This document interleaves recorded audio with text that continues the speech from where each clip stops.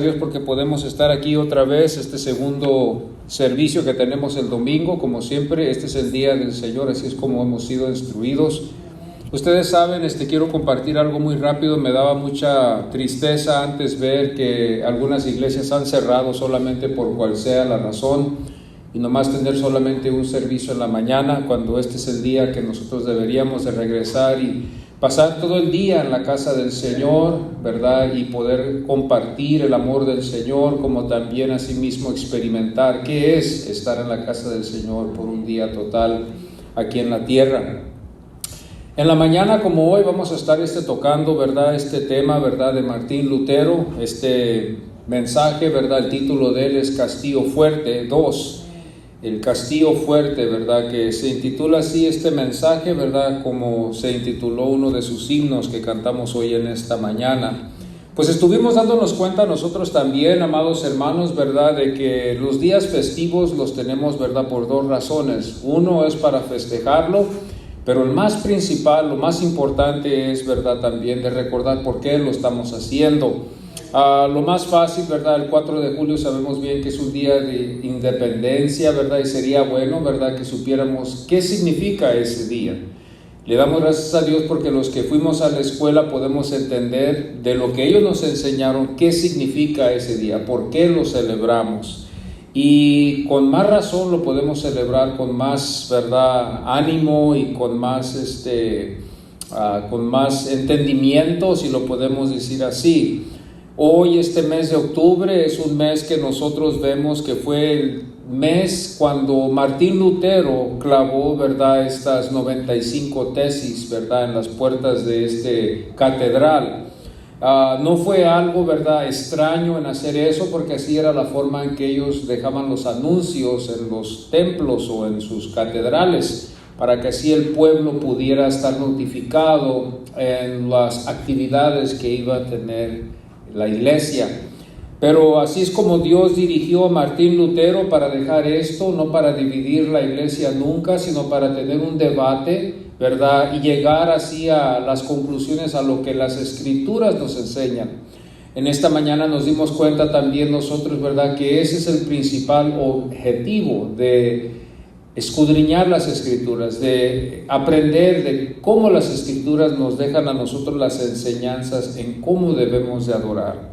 Esto fue lo que dividió a la iglesia y llevó a Martín Lutero a tener que pasar por una circunstancia muy dura en su vida, que estuvimos dándonos nosotros cuenta.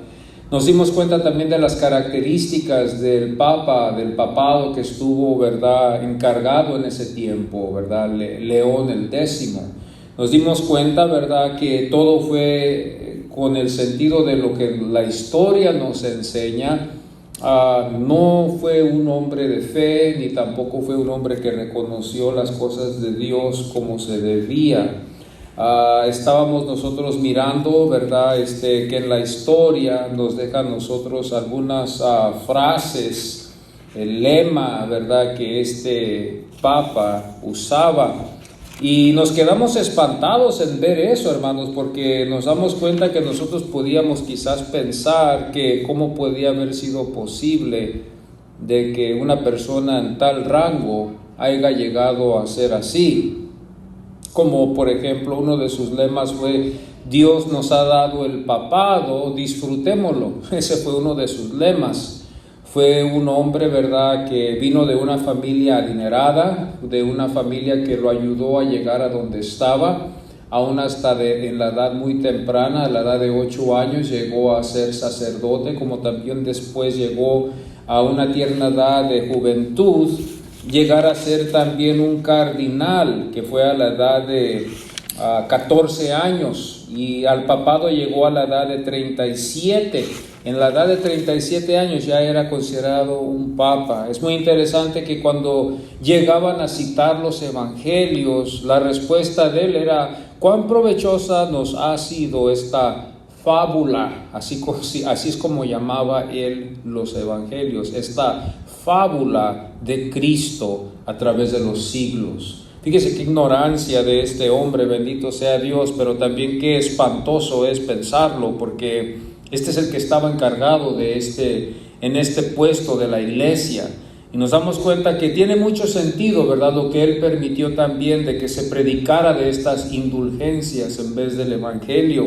Podemos entender un poquito mejor también por qué resistió lo que Martín Lutero había pedido que la iglesia hiciera, en regresar para atrás a las Escrituras. Ahora, nosotros como evangélicos no pensemos tampoco nunca de que nosotros estamos exentos de esta corrupción. Esto puede pasar en muchas de las iglesias cuando empezamos a descuidar o malinterpretar las Escrituras. Podemos llegar nosotros a también errar. Y puede también entrar el error también en este caso, ¿verdad? Donde nosotros podemos llegar a esta clase de corrupción, que fue algo muy triste en ese tiempo, porque la única iglesia que existía era la iglesia católica, y al lado de eso los reformadores que se congregaban ellos en sus devociones privadas, que eran grupos muy pequeños, no como hoy que vemos muchas iglesias, ¿verdad?, pequeñas, pero que vemos muchas en casi cada ciudad.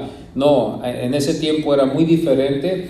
Las Biblias no eran escasas, sino que las Biblias no existían en el público, eran los únicos que tenían Biblias, ¿verdad?, conforme a lo que yo he visto, era los de dinero, las personas que eran reyes, los estudiosos en los colegios, eran los únicos que podían manejar una Biblia y poder estudiarla.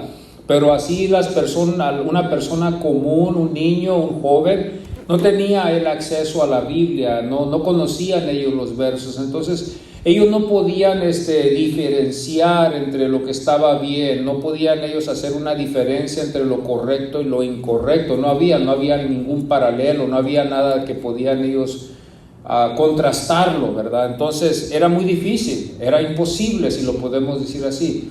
Si no hubiera Biblias hoy en este día, imagínense cuánta ignorancia hubiera todavía en estos tiempos. Es espantoso solamente pensar eso, de que no hubiera Biblias. Sería una forma espantosa de lo que Dios nos ha dejado a nosotros. Hermanos, no íbamos a poder conocer al Dios verdadero, nos íbamos a imaginar quizás a un Dios nos hubiera dejado a nosotros a perdernos en nuestras propias imaginaciones. En pensar esto así, de que no iba a haber Biblias, iba a ser imposible, no íbamos a poder usar una base. Sin base iba a ser imposible imaginarse un Dios. Lo más posible, las más grandes posibilidades es hacer ídolos de madera, de piedra, así como se hacía en el tiempo pasado con los pueblos paganos.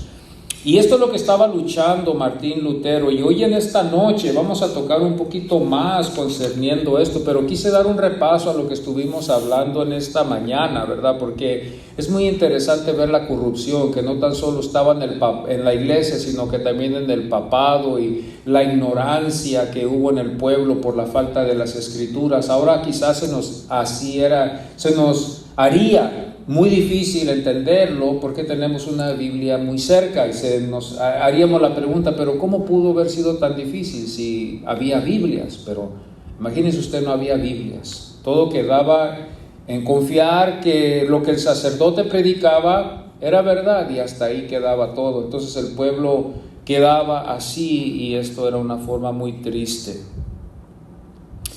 En su tesis que Martín Lutero escribió, estas 95 tesis que fueron de diferentes cosas, una de las cosas que estaba ahí era esto del caso de las indulgencias, ¿verdad? Y en su tesis no cuestionaba al Papa directamente, o sea, el ataque no iba directamente al Papa, aunque el Papa se enteró, como les estaba explicando a ustedes, porque se imprimieron tantas copias para que todo el pueblo supiera estas 95 tesis que este sacerdote Martín Lutero había escrito. Después de que él había viajado allá a esta llamada Ciudad Santa y había visto tantas prácticas paganas, y había visto la hipocresía y el pecado que surgía allá, lo espantó, lo dejó asustado. Y todo eso por la razón dada de que no podía él descansar por la culpa que llevaba él en su vida, por los pecados anteriores que él había cometido. No podía él imaginarse, porque no entendía todavía muy bien la Biblia, todavía no la había estudiado, nadie le había dicho, mira, lee aquí en Romanos 1:17, sino que él tuvo que escudriñar las Escrituras, y todo Por la gracia de Dios, Dios lo dirigió aquí a él para que él investigara bien todo, para descubrir dónde él podía ser liberado de tal culpa tan pecadora. Estas cosas a veces, hermanos, podemos verlas nosotros muy leves, pero hay casos donde pueden ser muy pesadas para algunos.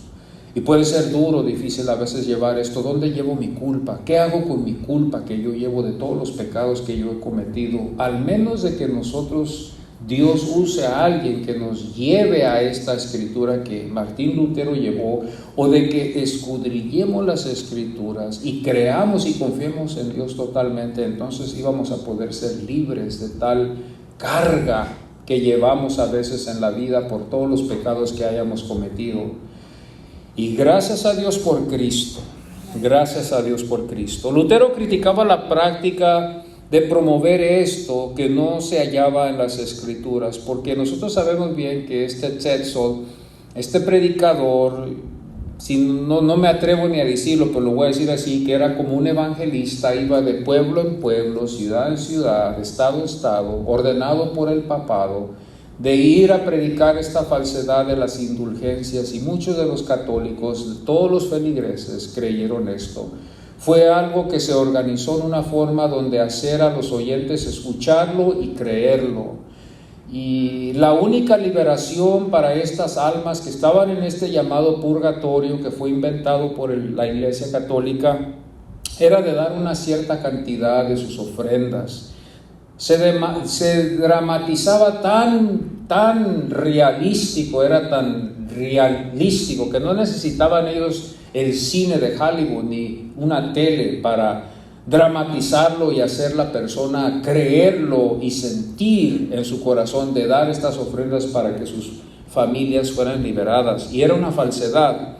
Millones y millones no dólares, pero millones de estas ganancias se dieron para que se pudiera terminar este trabajo de esta Basílica de San Pedro, que quedaba a mitad. Era muchísimo lo que ellos necesitaban, y necesitaban ellos trabajar muy duro, y esta fue la falsedad que ellos utilizaron en aquel entonces durante el papado de León el X. El Papa León hizo esto solo para recaudar fondos para la construcción de la Basílica de San Pedro. Lutero mantuvo que la salvación era solo por fe que Dios había dado al creyente, y esto es lo que la Biblia nos enseña. Para uno poder ser salvo no era necesario las buenas obras que ellos practicaban o los sacramentos que todavía siguen administrando en la Iglesia Católica. El Papa León no quedó así, escribió una refutación, condenó cada desviación como una llamada apostasía. Cuando nosotros tenemos la Biblia, hermanos, y quizás si no hemos leído la Biblia, podemos estar en acuerdo con el Papa en llamarnos apóstatas, porque nos hemos alejado de la Iglesia en las doctrinas que ellos tienen, en las enseñanzas tradicionales, ¿verdad?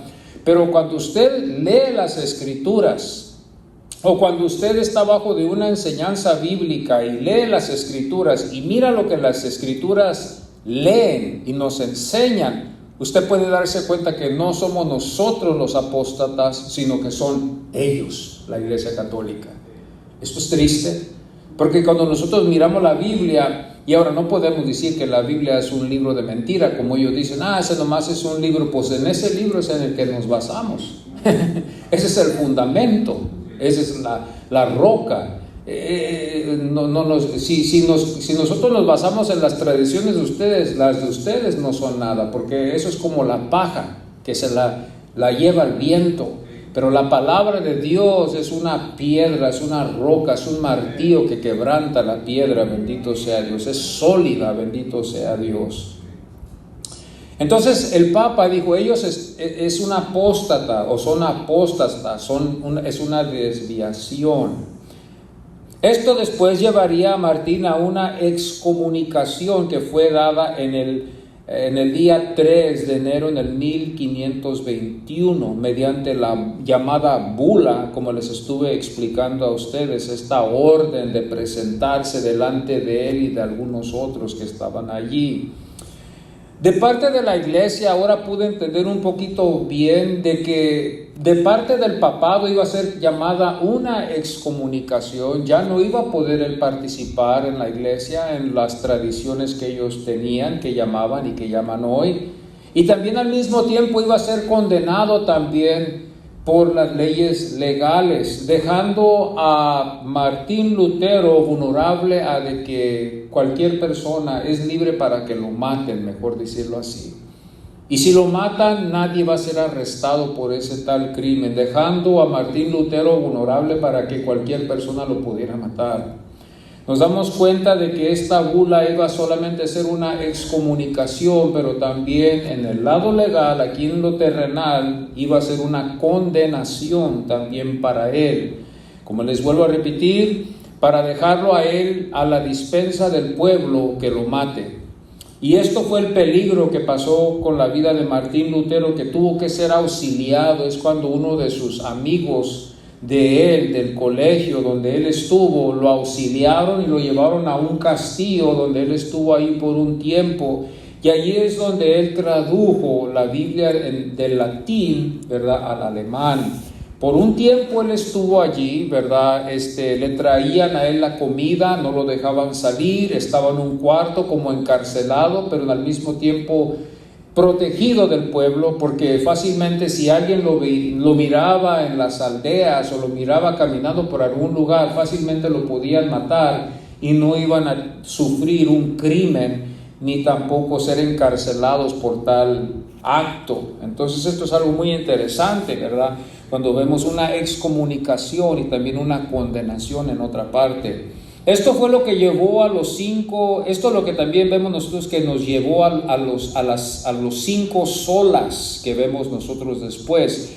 Yo sé que ustedes están familiarizados con estas 5 solas, los que estamos aquí presentes hoy en este domingo, que son sola Scriptura, sola Fide, sola Gratia, solus Christus y soli Deo Gloria, que nosotros nos damos bien, ¿verdad?, cuenta de esto. Estas son 5 bases que la iglesia nos ha dejado a nosotros, hermanos, que no las ignoraría, las tomara mucho en cuenta. Es muy interesante también, ¿verdad?, que en estas 5 solas, también mucho más después, se produjo también la confesión de fe de Westminster. Y ya que nosotros estamos hablando un poquito que, ¿verdad?, en concerniendo que las escrituras son esenciales y son muy importantes, en la confesión de fe de Westminster, en uno de los puntos que ellos escribieron los hermanos, dándole mucho énfasis a la Biblia, porque a esto es lo que le debemos de dar énfasis, de leer la Biblia, de estudiar la Biblia, de creerle a la Biblia, ¿verdad?, y confiar en lo que el Señor nos ha dicho. Que Dios nos dé el tiempo, es mi oración siempre, ¿verdad?, que Dios nos dé a todos aquí el tiempo de escudriñar las escrituras, de tener una buena Biblia de estudio, de usar las herramientas que tenemos aquí para doctrina, para edificar nuestras vidas. Son muy edificativas, es un alimento muy sólido, muy edificativo.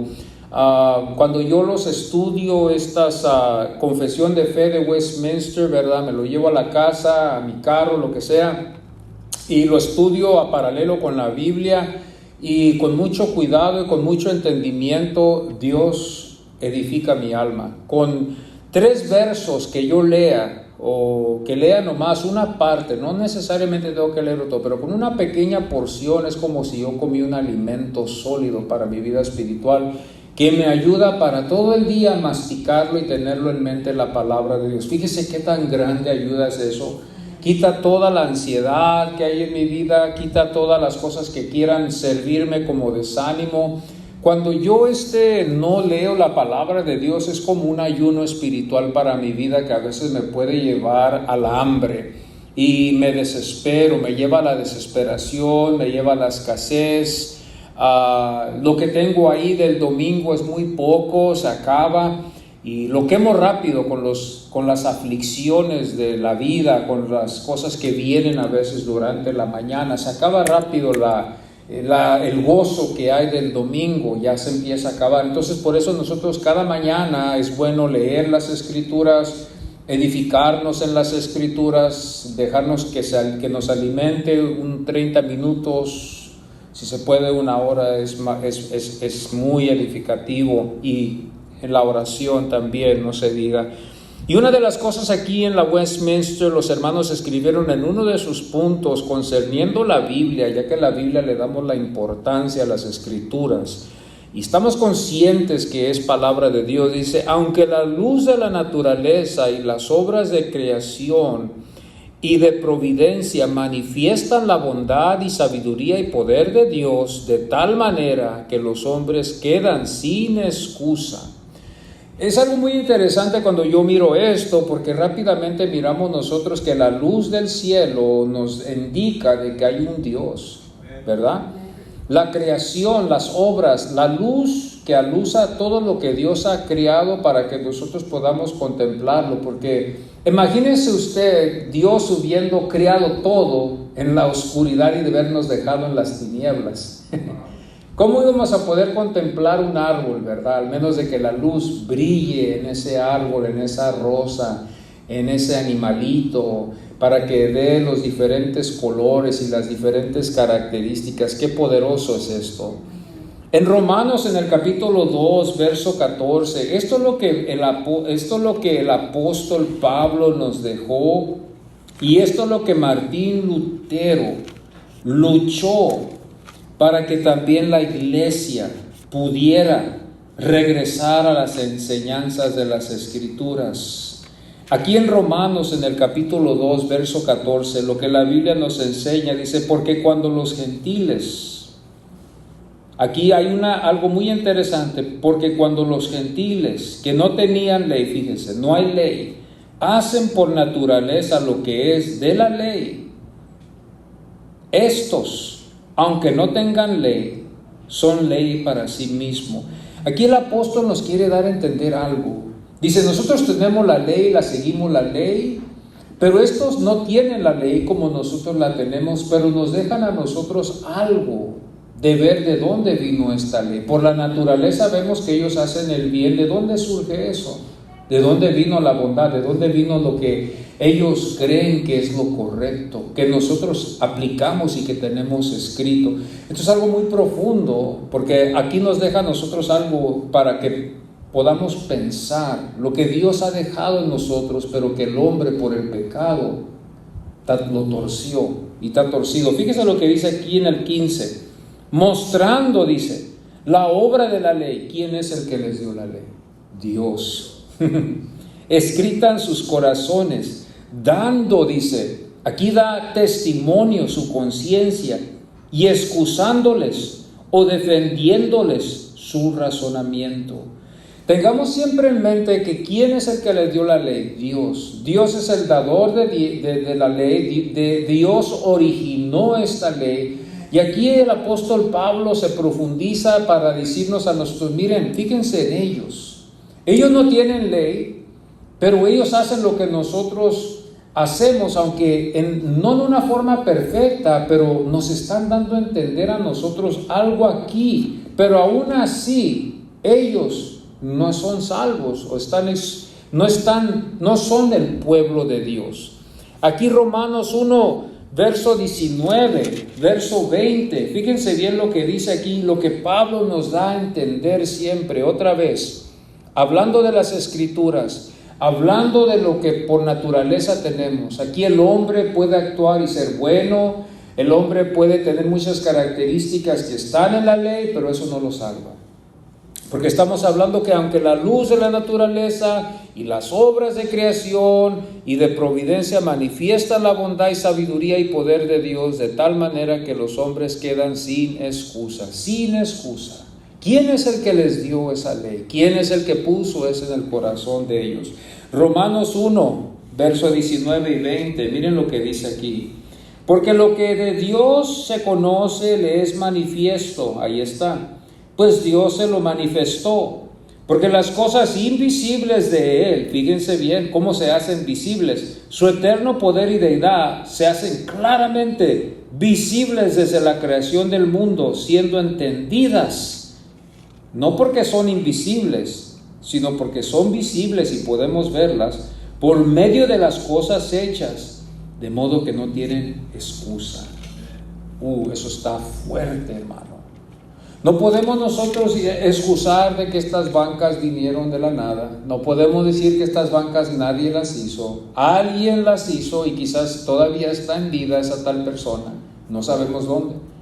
Pero alguien pasó esta madera por una máquina para pulirla. Alguien la pintó. Alguien tejió este tejido. Alguien puso todo su nombre. ¿Quién es? No sabemos quién, pero alguien lo hizo. Y así el mundo.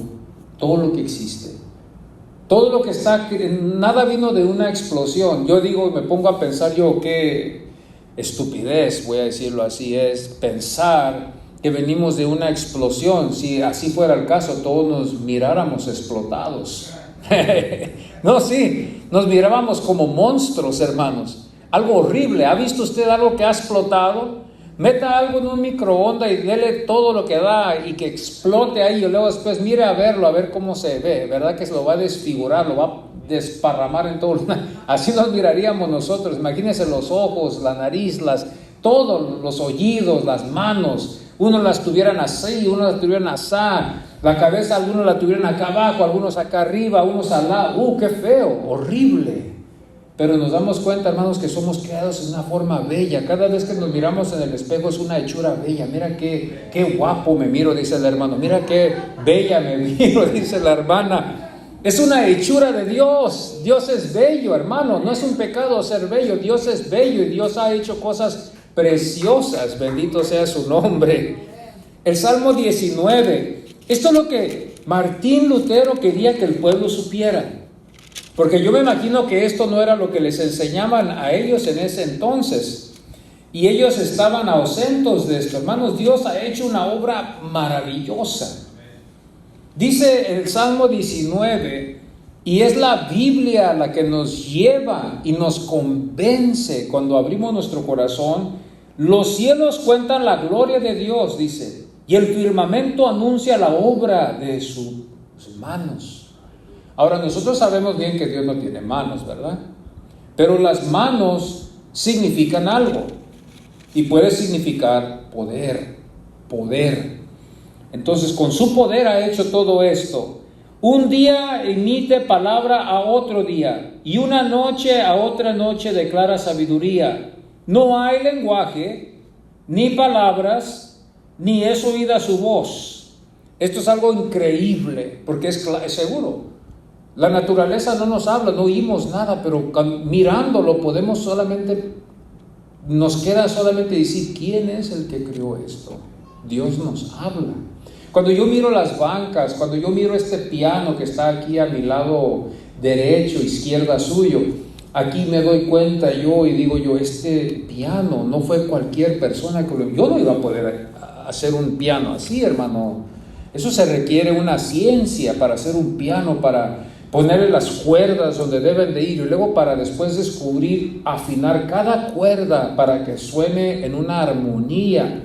Y luego después enseñarle a los que vienen después a cómo tocar el piano. Y luego la ciencia para hacer aún hasta el piano, sacar melodías que nos quedamos admirados, ¿verdad? Óigame, hermano, eso es increíble. Para poder inventar un instrumento, una guitarra, un piano, hasta las baterías. Imagínense, yo hago la pregunta, digo, ¿quién le enseñó a Dios a darle el color a los árboles?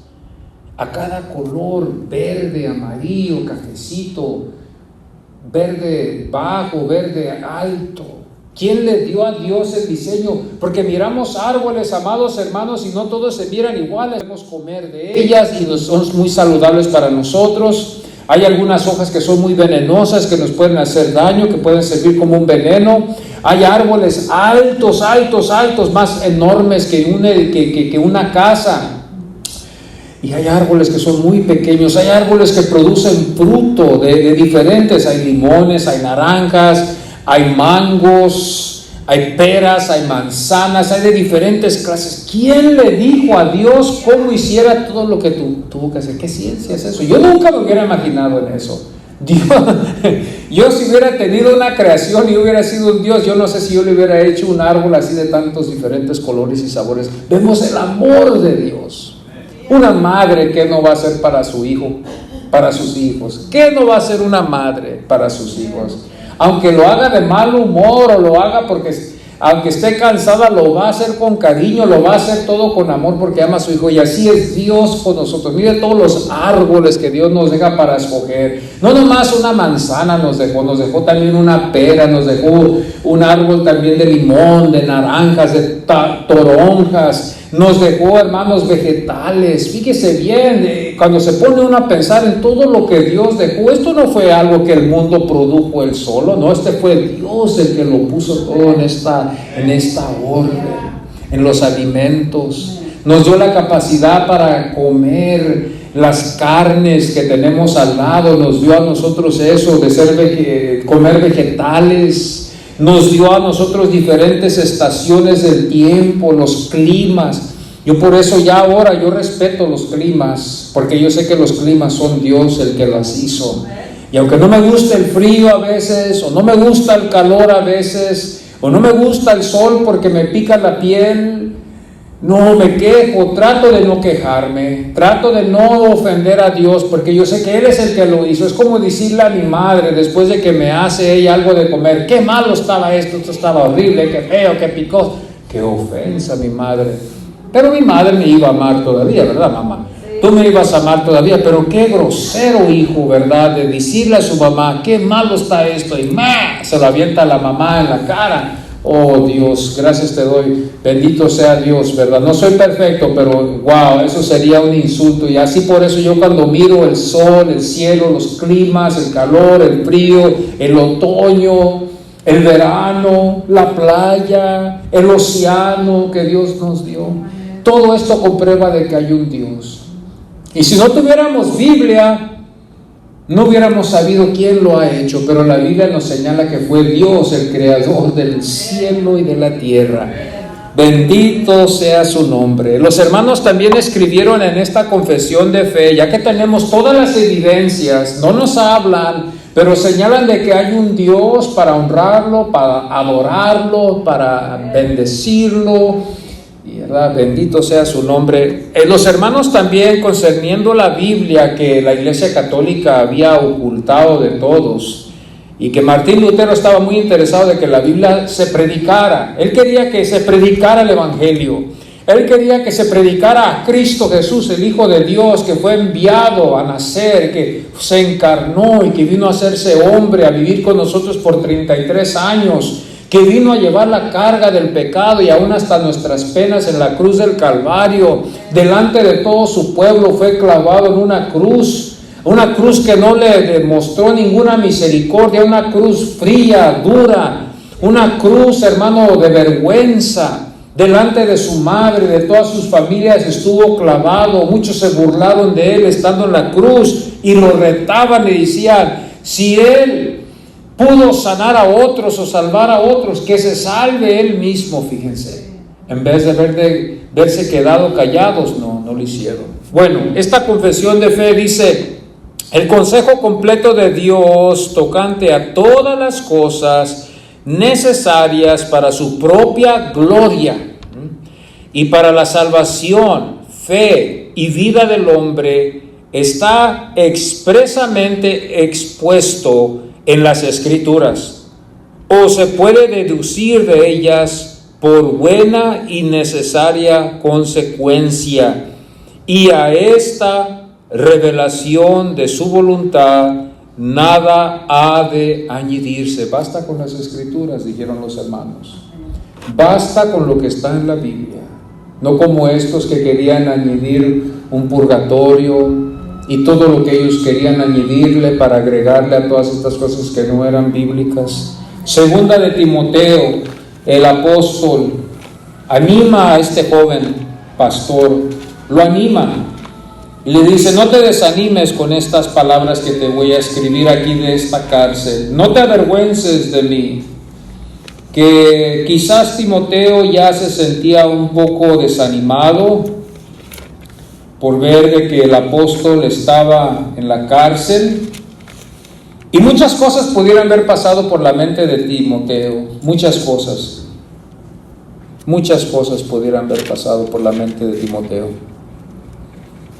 de quizás ya dudar de lo que Pablo enseñaba. Quizás a veces puede llegar esos momentos donde empezamos ya a dudar, pero Pablo le dijo aquí en el capítulo 3, verso 15 al 17, concerniendo las Escrituras, y que desde la niñez has sabido las sagradas Escrituras, las cuales te pueden hacer sabio, fíjese, para la salvación por la fe, que es en Cristo Jesús. Esto es lo que la iglesia no sabía. No sabían ellos de la salvación, y menos de la sabiduría que podía dar. ¿Por qué no sabían de la salvación? ¿Cómo iban a poder ser salvos? ¿Cómo iban a poder ser sabios? ¿Cómo iban a poder tener a Cristo Jesús en sus vidas estas pobres almas si no conocían a Cristo? No lo conocían como su personal, su único Salvador, solo Cristo, como vemos. Dice, toda la Escritura es inspirada por Dios, tenlo por seguro. Hay muchas cosas que nos traen a inspiración. Hay músicas, melodías que pueden inspirarlo a usted a trabajar, ¿verdad? Las latinas, ¿verdad? Para no decir ciertas razas, las latinas que no están en la iglesia, quizás algunas que están, para inspirarse a limpiar la casa. Lo primero que se dice que se hace es que en la mañana prenden el radio a todo volumen y se ponen a limpiar toda la casa. Se ponen a limpiar, a mapear, a lavar trastes, a lavar la ropa con música alta a todo volumen, cantando y poniendo todo en orden. ¿Por qué? Porque quieren ser inspiradas, quieren tener una inspiración para hacer ese trabajo que el esposo no hace. Y nosotros tenemos aquí la palabra de Dios que nos inspira a la iglesia, no al mundo, a la iglesia, para enseñar. Es útil. Usted sabe, el Espíritu que me ha dado a mí la capacidad hoy en esta tarde para predicar la palabra de Dios ha sido las Escrituras, es lo que me ha inspirado. Y la palabra inspirada de Dios, útil para enseñar, para redarguir, para corregir, para instruir en justicia. Y el 17 dice, a fin de que el hombre de Dios sea perfecto, porque ese es el plan. El plan de Dios es de que varón y hembra sean perfectos. Pero no podemos, ¿verdad? Porque yo sé que nadie es perfecto. Eso es una cosa correcta. Nobody's perfect. ¿Quién es perfecto? Pero la Biblia nos puede llevar a eso. Esa es la meta, de llegar a esa perfección, aunque sabemos muy bien que no vamos a ser perfectos, y no creo que llegaremos a ser perfectos. Va a ser muy difícil. Pero la Biblia nos puede ayudar a ser perfectos. La llenura de perfección. Aquí cuando Cristo Jesús le habló a su pueblo, ser perfecto, porque mi Padre que está en los cielos es perfecto, esa es la clave, hermanos. Eso es lo que Dios demanda de nosotros para poder entrar al cielo, perfección. Por eso nosotros no podemos, estamos excluidos del cielo, no podemos ser perfectos como Dios quiere que seamos perfectos. Por eso necesitamos la perfección que su Hijo cumplió en la tierra. Y por eso nosotros solamente creemos en Él. Y confiamos no tan solo en la obra que hizo en la cruz, sino la vida perfecta que llevó en la tierra. Ahí es donde está la imputación de su perfecta vida hacia la nuestra. Ya nuestra vida es puesta a un lado y la vida de Él es la que se refleja en nuestras imperfecciones. Imagínese usted lo que ha hecho Dios, una obra tan grande. Porque estamos delante de un Dios perfecto y tenemos que vernos perfectos delante de Dios. Pero no es por nuestra perfección porque la perfección que nosotros llevamos es una perfección extraña, porque no es nuestra, es una perfección ajena, que no es nuestra, sino que es la perfección que Cristo Jesús nos ha dado a todos los que estamos aquí en esta noche. Gálatas, otra vez el apóstol dirigido por el Señor, aquí en Gálatas 1:8. Aquí como la confesión de fe de Westminster, otra vez nos vuelve a enseñar. En el capítulo 1, hermanos, 1.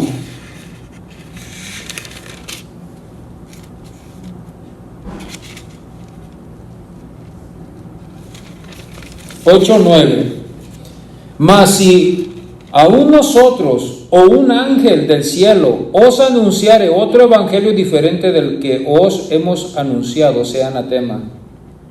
Sea anatema. Lo condenamos, está condenado eso. La Biblia condena a todo evangelio que no es el evangelio que Pablo predicó. Por eso nosotros queremos predicar el mismo evangelio. Ustedes miran las circunstancias, la importancia de estas iglesias que están predicando otro evangelio, un evangelio de prosperidad. Esos no son evangelios, porque no hay otro evangelio, nomás hay un evangelio. Y este es el evangelio que se tiene que predicar, aunque este es el evangelio que no nos gusta a veces predicar, porque este evangelio es una espada y puede dividir aún hasta familias, puede dividirnos, amados hermanos. Es duro esto, oh Dios nos ayude, pero este es el evangelio que se debe de predicar. Dice, mas ni aun nosotros o un ángel del cielo, fíjese, hasta un ángel, os anunciaré otro evangelio diferente del que os hemos anunciado, sea anatema. Como antes hemos dicho, también ahora lo repito, si alguno os predica diferente evangelio del que habéis recibido, otra vez, sea anatema. Otra vez, los hermanos nos vuelven a enseñar aquí muy bien la palabra de Dios lo que es. No podemos añadirle ni nada de lo que es. Es lo que es la palabra de Dios. Esto es lo que Martín Lutero se esforzó y dio su vida. Toda su vida la dio. Al final, para que la iglesia pudiera regresar a las Escrituras y pudiera seguir en el ejemplo que él había dejado. Si Martín Lutero hubiera o pudiera regresar para atrás hoy en vida y mirar el estado de cada iglesia, hermanos, se iba a espantar. Si el apóstol Pablo pudiera regresar para atrás y mirar todo lo que ha dejado él y ver el abuso y todo lo que se ha hecho, hermanos, no sabemos lo que haría. Pero yo sé de que seguro que él iba a aclarar lo que él iba a aclarar en el amor de Dios. Iba a decir, los que son de Cristo, sálganse de allí y vayan a una iglesia donde se predica la palabra de Dios. Yo no creo que él iba a decir, oh hermanos, quédense ahí todo está bien, no. Sálganse de esa iglesia hasta que ese pastor se arrepienta de lo que está predicando y déjenlo ahí a él, que Dios trate con él. Ustedes escapen por su vida, como decía una hermana, escape por su vida de ese lugar que no es de Dios. Yo creo que el apóstol Pablo hubiera dicho eso, o diría eso si llegaría hoy. Hoy en esta tarde, con esto queremos concluir, que este fue el afán del Martín Lutero, de que la Biblia se enseñara en las Escrituras, y este fue el afán también de la Confesión de Fe de Westminster. Solo Escrituras. Esto es lo que Dios quiere de nosotros hoy. Vamos así a ponernos en pie hoy en esta tarde, a concluir con esta enseñanza en este mes de octubre, donde estamos reflexionando en la vida de Martín Lutero, de este grande reformador que llevó estas 95 tesis. Usted me hace la pregunta, ¿usted cree lo que él hizo es correcto? Sí, yo lo creo. ¿Usted cree que estuvo bien lo que él hizo? Sí, yo lo creo, porque nos ha servido de beneficios de poder tener una Biblia y de salir de las tinieblas a una maravillosa luz que es de Cristo. Bendito sea su nombre.